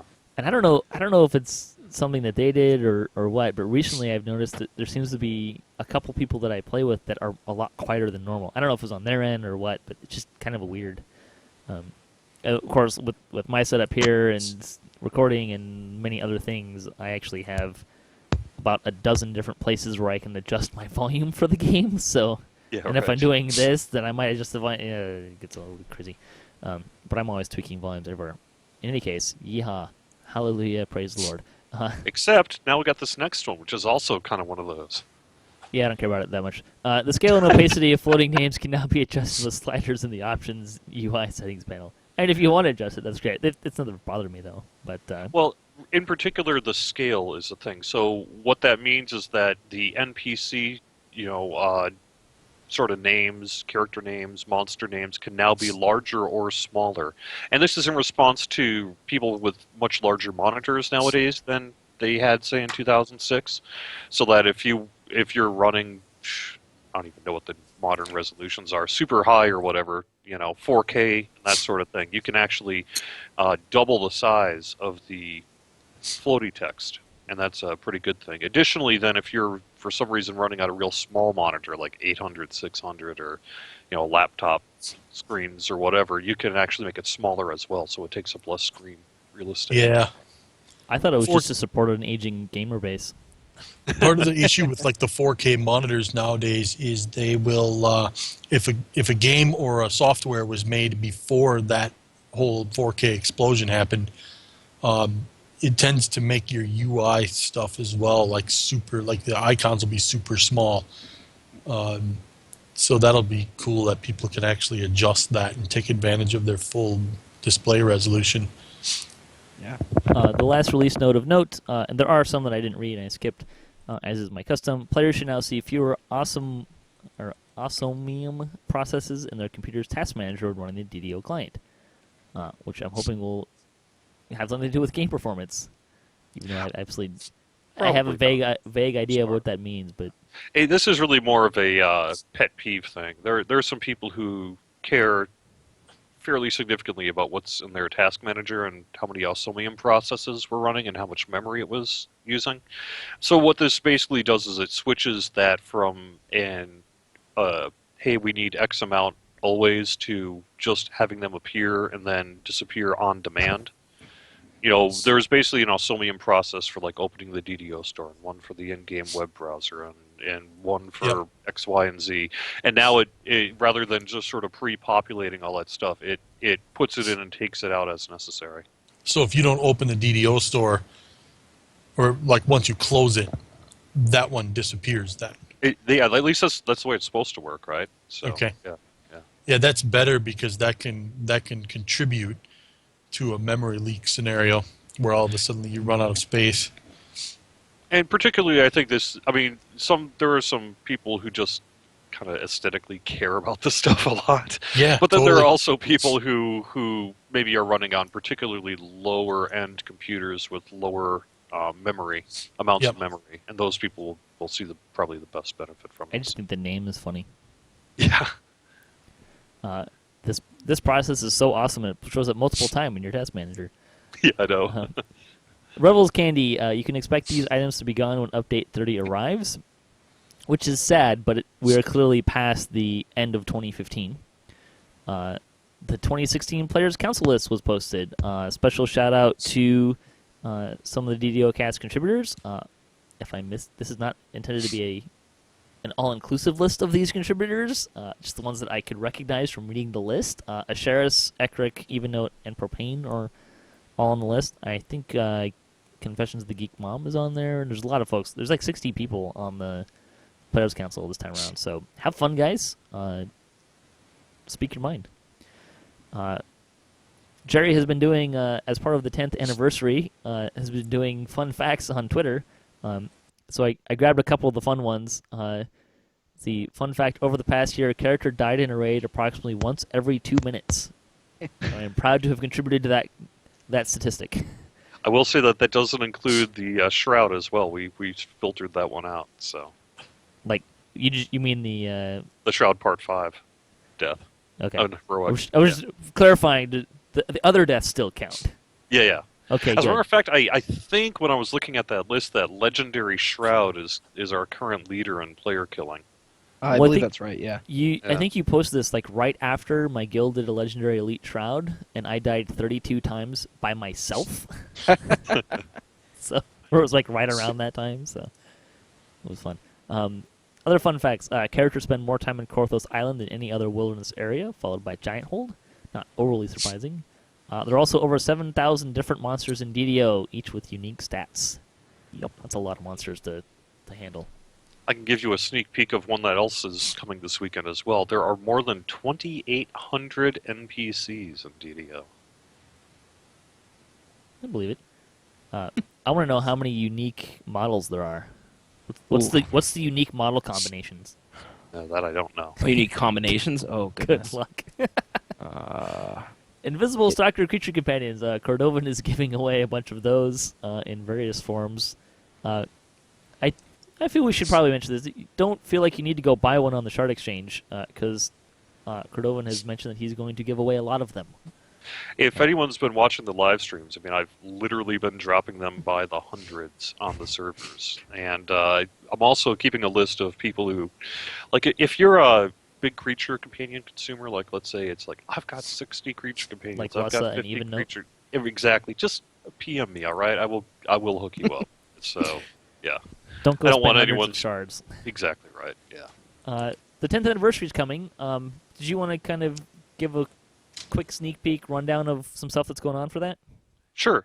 So as you were mentioning, we are doing fun facts and creature companion giveaways throughout the month here. This upcoming Friday, that would be Friday the 19th, we're doing our Update 30 preview. I think that's going to be sometime either 4 or 5 p.m. Eastern. So that'll be happening. We've got some press interviews and things that we're doing. Then the 26th, which is a Friday, we're going to make that the official 10th anniversary celebration day. So from 9 a.m. until 9 p.m., I'm going to be live streaming, and that'll Eastern, be on right? Eastern. And we're just going to, we've got 12 hours to fill, so we're going to be having fun. We're going to do some spawning of things in game. Like I was saying, Chai, I'm working with sort of QA and customer service to see, well, what can I do in terms of, like, say, actually spawning monsters in public areas and things like that without causing, server issues. So I'll be doing some of that on the live servers, and that'll be doing trivia events and giveaways. I thought I'd bring out some of the DPS test kobolds from Lamania and sort of have some DPS events in game. We'll just be running. I'm going to have people past and present on from the DDO team stop by my desk and wave to folks, say hi, talk a little bit about what they did. By the way, Steelstar, I hope you're not busy on the 19th. no, I'll be there. Yeah. And so basically, just as many people as I can rope in to stop by and say hi, we'll be doing that. I know in the building as well, we're going to be doing some actual live play D&D, so I might try to see if I can get a little bit of that out into the public sphere as well. And then Update 30, which may or may not happen sometime on or around the anniversary, is going to be happening too. and that has some surprises that you guys don't know about yet. I was marginally disappointed because you were on DDO Players News and mentioned that there was going to be this live stream thing. Like, great, they scheduled me to have that day off. And the next day they put me back on the schedule. Oh, no. Oh, boy. I will just say, unofficially, officially it ends at 9 o'clock, but unofficially I'm joining the Damsels of DDO at 10. So I'm probably going to take a break and get some dinner, and then we'll come back and stream again, probably till the wee hours of the morning that Friday. So, yeah. It's a hard life being the community manager at DDO. It's going to be fun, though. I mean, it's just really meant to just be a fun day. We want to have the day just set aside to really celebrate the game and the community, and just have fun with it. The fact that we've made it 10 years is pretty damn impressive. Yeah. So a bug to mention, kind of an odd one, but it is worthy an of note. Yeah. So this came from Cordovan. One of the tech support folks recently found out that there's an unusual situation where software that gets an Xbox One controller to run on Windows seems to be causing some kind of issue with DDO. There are two people who have experienced a severe memory leak. He had them unplug their Xbox One controller and then uninstall the software with the computer, and the issue immediately cleared up. They've not been able to investigate it further, but it does seem like it might be a thing. But they're not in a position to answer if that is confined to just the Xbox One controller. But anecdotal evidence seems to indicate it's an issue with the software used to drive that controller. What were the symptoms of that? So the tech guy, the tech support team, got a couple of tickets saying, hey, I'm having like a 95% memory leak on my computer. What the heck's going on? And then separately, the guy got a second ticket of saying, hey, I've got a 97% memory leak on my computer. What's going on? So we had them send them, like a list of everything on their computer, what operating system and all the rest.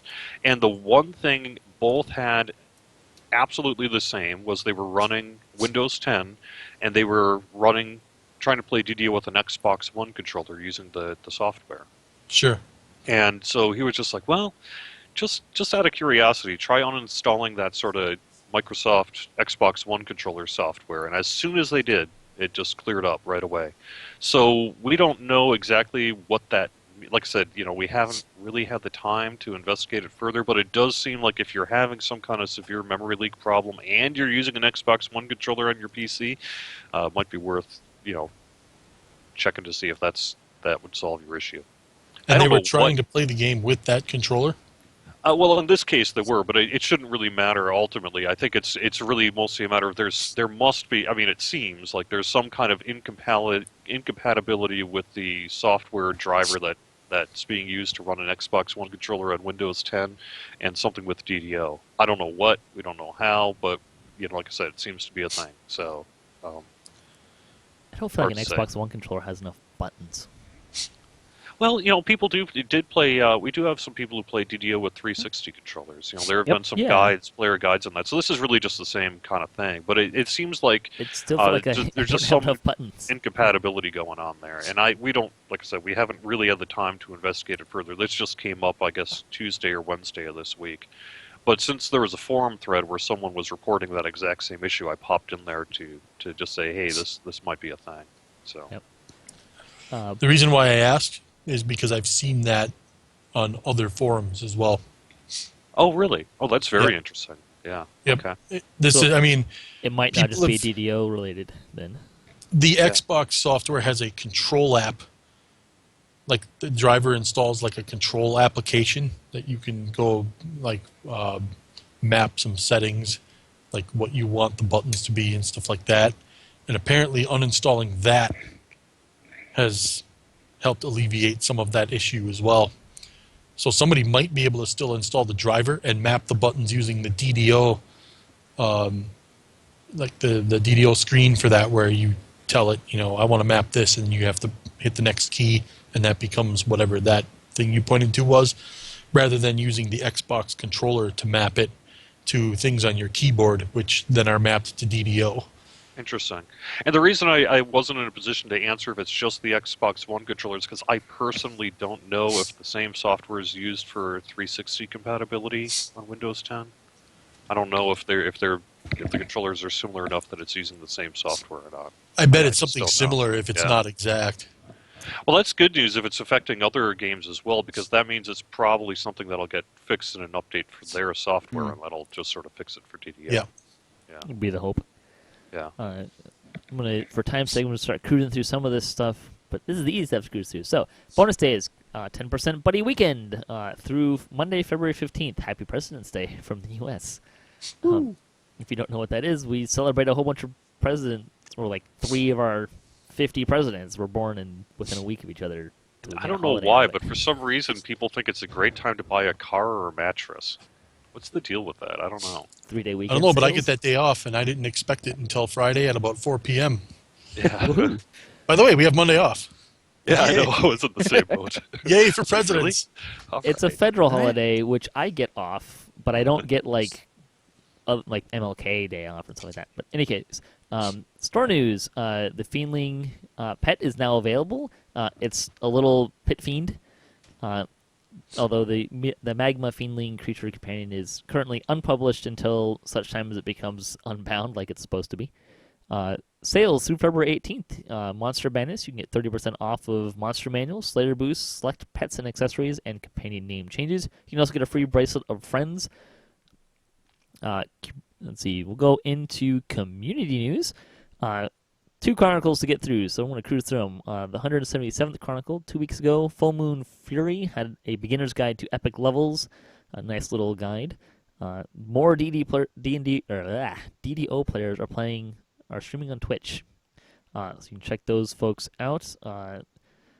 See, the guild for the week was the Angels, an Argonessan-based group that runs raids and complete sagas together. It's a small guild looking to grow into a bigger group. The comment for the week was, what is your favorite ever adventure pack in DDO? And this one's fun, so we'll go around the table really quick. I'd probably say the Shroud, or the Veil of Twilight, even before they added in the extra 2 raids. Anyone else have other favorite adventure packs? I'm going to go with Giant Hold. Good one. Seems to be somewhat loosely based on against the Giants. It has a decent number of walk-ups, and they're all somewhat different because you're battling different monsters. And, the raids that are tied to it, as well as the sagas that are tied to it. And it seems to be like a very complete and well-thought-out area. I always like the Veil Quest. A good selection. Let's see, we got a shout-out for our Cloaks episode. DDO Players News. Also got a shout-out for looking at Ravenloft and other stuff. The Unheroics ousted Pirates. Full Moon Fury celebrated the new Fiendling creature companions. DDO Gamer had 60 Seconds of Zen. The House of Grouse celebrated the Winter Games. And the Ordo Syncletica has ninja problems. Enrique writes about the Burning City. And let's see. We did get out Update 29 Patch 2. You can look at the release notes for that on DDO.com. Yep. It's primarily just some bug fixes. The 178th Chronicle. DDO Players News interviewed Mike Merles and Chris Lindsay from Wizards of the Coast, which was kind of a fun listen to, which also had a little bit of information on how Wizards interacts with Turbine. A little of the background of that, which was kind of interesting. Towards the end, somewhere around the, I think, 27-minute mark, they ask a little bit about working with Turbine. Yeah.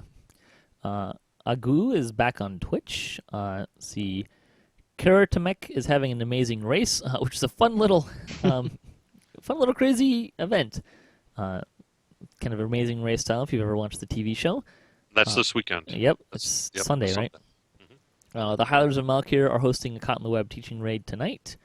The guild Straight Outta Dungeon is an Argonessan-based guild of low-level characters. The guild recently returned to DDO and is looking for new friends. And the comment for the week, what item is missing from the tavern menu? Bacon, clearly. Although not for long. Let's see, we got another shout-out for Cloaks. Tofu. Yeah, tofu good one. Let's see, DDO Players News had their episode with Why Vampires Don't Sparkle with Lessa and Cordovan. DDO Gamer writes about moving on from playing a halfling. The Shady Rogues went to the Temple of Elemental Evil, which was a hoop. Yeah, it was really funny. I think it was their first time in there, and they have great banter as it is, and they were they weren't overwhelmed, but they were challenged by the Temple of Elemental Evil, and it was a lot of fun. Good. I don't know that they're getting enough hits on their YouTube videos. That's why I like to make sure I give them a shout out a little bit as well. They're doing some really funny stuff if people are looking for it. So. I think, and we've got some groups on Twitch that have fantastic banter and back and forth chat. These three may have the best, in my opinion. It's going back a little bit because I didn't answer the previous thing. I come at it from a different perspective. But Temple of Elemental Evil is one of my favorite packs to play through as a player, and it actually just really makes me happy to see people running through that and having a good time with it. Yeah, it's something that I would like to run more of, but my current goals do not. My current goals of getting all of my characters up to 36-point builds and flagged for the raids that I'm running is not overly compatible with Temple of Elemental Evil right now. But I do really like the quests. Ladies' Night was in Bounty Hunter with Bonnie Bew and others. And Enrique, I looked at the Rusia Ice Games. Introduced the new Players Council. There's a new weekly Wednesday lunchtime live stream. Welcomes a new member to the team. We have a brand new quality assurance intern here for a little while, and was just basically chatted about doing QA stuff and interning and things like that. Real fun. Are they on the show regularly then? Nah, just they were new to the team, and I was like, Got it. You on live stream to say hi. So, yeah. Excellent. Some videos to mention. I'll link to some of them, but not all of them. I have a lot of links this week, so we skipped a week, and there's a lot of community stuff going on. Axel had DDO Retrospective 4 and 5. His episodes, looking back at different updates. He also had a video about fixing Endgame. Don't delete that. I need that later. Voodoo had a GNOME preview. Jafsapo talked about not enough hit points can be deadly in a blog post.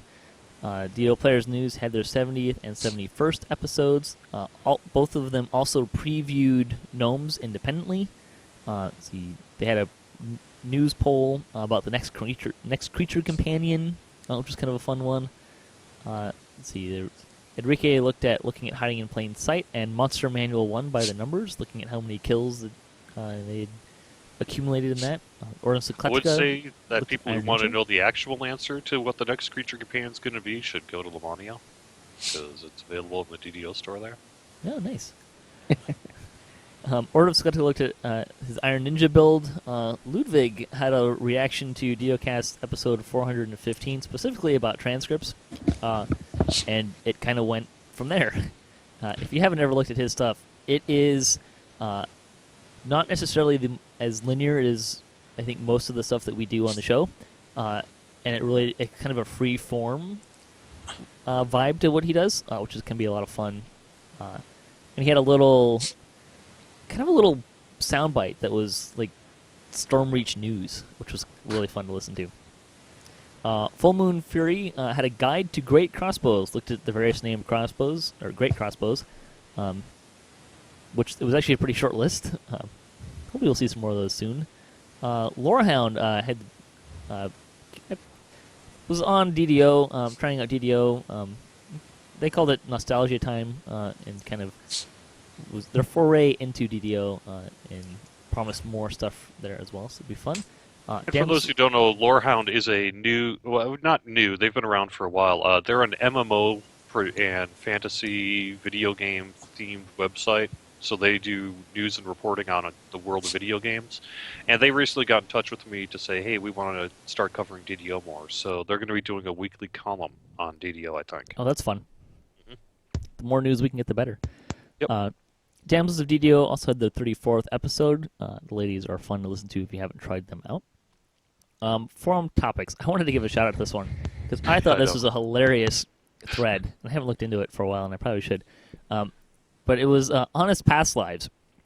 So some examples that they gave were Past Life Wizard. You were a wizard in past life. You occasionally get scared when a sunburst goes off. Or Artificer. You were an artificer in a past life. You occasionally find yourself buffing everyone in the raid with the same buff. Favored Soul was you occasionally pull red dungeon alert and continue to kite every mob through it. Some other ones. Oh God. Cleric, you occasionally try to heal stupid through a wall. Honest past lives. Yeah, I know it is a really funny thread. people were How did I throwing miss this? past life monk. You occasionally hate yourself. A little sad. So there's some fun ones in there, and we'll link to that. Other gaming news, some fun stuff going on. MMO Games is having a best online fantasy game.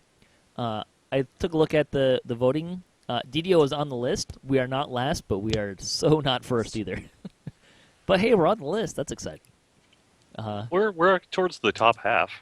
Yeah. Well, when I looked, there were like 19 votes for that, and then like 200 votes for something else or something like that. Oh no, we're at 800 and some last I checked. I checked really early. I haven't checked in a while. Okay, yeah. But there's one MMO, I think Black Desert Online, that must be really hitting with their community on this voting thing, because they're far and ahead above every other game on the list. Interesting. That game's not out yet, I don't think. Yeah. Oh. Yeah. Interesting. How can it be the best if it's not out yet? That's It's released in other parts of the world, just not in the West. that would make sense. Massively Overpowered had a first look at gnomes, which I thought was pretty cool, specifically because they actually linked to DDO Players News Draculetta's preview of gnomes, which is pretty slick. That's cool. And one of the most interesting game news is Lord of the Rings Online made it onto Jeopardy. I know, isn't that awesome? Yeah. With Tore through the office this Friday. the answer was some games have LFG looking for group. In Lord of the Rings Online, it's LFF looking for this, which I assume is Fellowship. Yes. I don't actually play Lotro, so I had to think about it. a Spoiler little alert, yes. But that was pretty cool. So pat on the back for you guys. So you have a little bit of lightning post, which I'll try and cruise through a little bit. Seebs6669, we're talking about cloaks. Said I love the mysterious cloak. I slot Master's Gift and +2 good luck on it, and we're at 21 to 30. It would be awesome if they made a new tier for it, or something that I was saying would be great. There's room for a level 28 cloak. Day News also said he said it was certainly a best in slot candidate because of the bonuses on it, stacked with other sources. The only reason I didn't put it as best in slot was because it was level 21. But it is a really good cloak. Amber Scion was talking about it, and he looked at when we were talking about there's a cloak from Korthos Island that has a Cure Minor Wounds clicky on it, or Cure Light Wounds clicky on it, or something like that. And he was wondering why those. So he brought up the Eternal Wand of Cure Minor Wounds, which you can get out of Catacombs. There's kind of two reasons why we mentioned the cloak, as it kind of one, it's our favorite. It's a list of favorites, not necessarily the best in the game. We also weren't trying to compare it to all the other existing items in the game. There are a lot of options for healing. The cloak that we mentioned was just, it's one that you get really early. You don't have the Catacombs. You have to run Catacombs, which is probably around level 3 to 5 is when you're going to run that. And it's also a long chain. It's easy to get out of sync of the chain if you're in a group. So there's a lot of. You also don't need UMD for the cloak, which is why we kind of focus on the cloak as opposed to the wand. That's kind of a short version. Yeah, mostly when I'm doing the item breakdowns, we're kind of trying to focus on the item, like that slot, as opposed to if we tried to compare cloaks to, like a cloak to all the other kind of similar items that are in other slots, we'd be there all day. I just wanted to point out that both with that Eternal Wand of Cure Minor Wounds and the cloak that has, Cure Light or whatever that is, that can be really useful to bring up party members from in-cap. That's what we were talking about, using whether it or not you've got healing, even if you're just a rogue with no healing and your cleric goes down into in-cap, you can bring them back using these things. So it's really useful for that, if nothing else. Yeah. I always thought it'd be kind of fun if, because we have healer kits, but they're not overly useful. I mean, you could use them, but they're kind of cumbersome to use and stuff. Yeah.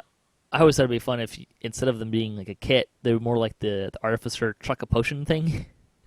Just like slap a band-aid on them and at least stabilize them kind of thing. I don't know. In any case, with that, we're going to close out the show. We'll go around the table. Antha, do you have anything you want to give a shout out to? Give a shout out to my guild. I'm trying to turn the guild into a heroic TR guild. So for anyone looking for a guild and buddies to run with, send me an in-game tell on Antha if you guys catch me on there. Chai? Sublime Permadeath Guild. We're on our third website since Guild Portal took a header. This one is sublimepermadeath.shivtr.com. Our rules are right on the front end of the website there, and you can come join us and play with us on Thalanus. If you want to see how not to play Permadeath, you can watch us on DDOCast Splat. Or you can play Permadeath that way if you like. Just forewarned, you're probably going to use a lot of characters. Just decide what your next build is going to be before you die. Before you go play with dragons? Yeah. Steelstar, do you have anything you want to mention? Just thank you for having me on here. This was a lot of fun. Yeah, thanks for being on. Great job moderating. We're going to have to get more devs on here. This is a lot of fun to get devs to moderate. Cordovan, anything you want to give a shout out before we head out? Just a quick reminder, we do have Update 30, our first preview on Lamania. It includes, you can look at gnome character creation, things like that. We'll be doing another preview of Lamania, I don't know, within the next week or so. And this upcoming Friday, like I said, I think probably 4 or 5 p.m. Eastern, we're going to do our Update 30 preview. That'll be with some members of the dev team, and it'll be plenty of chance to give us some Q&A there, so that'll be on twitch.tv/DDO stream. That's also where you can find all of our Twitch shows. You can also find us on YouTube. It's youtube.com/Dungeons and Dragons. You can find us on Twitter and Facebook at DDO Unlimited, and yeah, I think that's probably the big stuff. We have our 10% bonus XP through this weekend, and we're getting ready, of course, towards our anniversary, so we're going to be having a whole ton of cool events and things. Keep an eye on social media if you want one of those creature companions, the invisible stalkers. Or stalk Jerry. Invisibly. Yeah, or honestly, just send me a PM and I'll get it to you as soon as I can. Thanks for listening to the show, especially the folks in the chat room. Always fun to see some folks listening in and chiming in. Thanks for all these folks here making the show happen, and thanks to all the other contributors for DDOcast. They've been a pleasure to work with, and are really helping me out make the show, and are helping me out even more in the coming months. And thanks to Turbine and Wizards for making DDO happen, and thanks to Cybears for hosting the podcast. You can hit us up at DDOcast.com for show notes, MP3s, our calendar, previous shows, swag, and other fun stuff.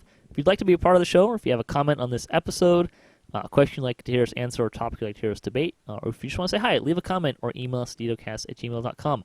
And I'll also say it's really fun, particularly these debate episodes, when people, particularly on the forums, throw in their answers and give shout-outs to stuff like that. It's a lot of fun. I know the one with Virgil got some great discussion going. It's always fun to see that. And I'm sure Steelstar would appreciate seeing more ideas for artificer stuff. Always. You can also find us on social media at DDOcast on Twitter is the best place. You can follow us for latest cast updates there. So until next time, may all your attack rolls be crits, all your tests level appropriate, have fun, and don't forget to check out Gnomes on Lamania.